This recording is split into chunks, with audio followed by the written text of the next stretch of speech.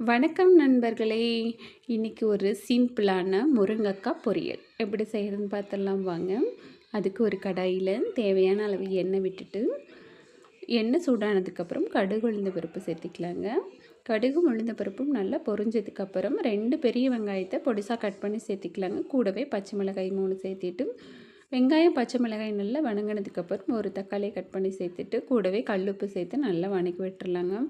இப்போது காரத்துக்கு தேவையான அளவு 1½ ஸ்பூன் வரமிளகாய் தூள் சேர்த்துட்டு, தக்காளியெல்லாம் நல்லா வணங்கினதுக்கப்புறம் நம்ம கட் பண்ணி வச்சுருக்கிற முருங்கைக்காயை சேர்த்து நல்லா கலந்து விட்டுறலாங்க. முருங்கைக்காயெல்லாம் நல்லா கலந்து விட்டதுக்கப்புறம் 1/2 ஸ்பூன் மஞ்சள் தூள், 1½ ஸ்பூன் கரம் மசாலா தூள் சேர்த்து நல்லா கலந்து விட்டுட்டு, இப்போ காய் வேகிற அளவுக்கு தண்ணி சேர்த்து மூடி போட்டு மூடிடலாங்க. இந்த ஸ்டேஜில் உப்பு பத்தலைன்னா நம்ம தேவையான அளவு சேர்த்திக்கலாங்க.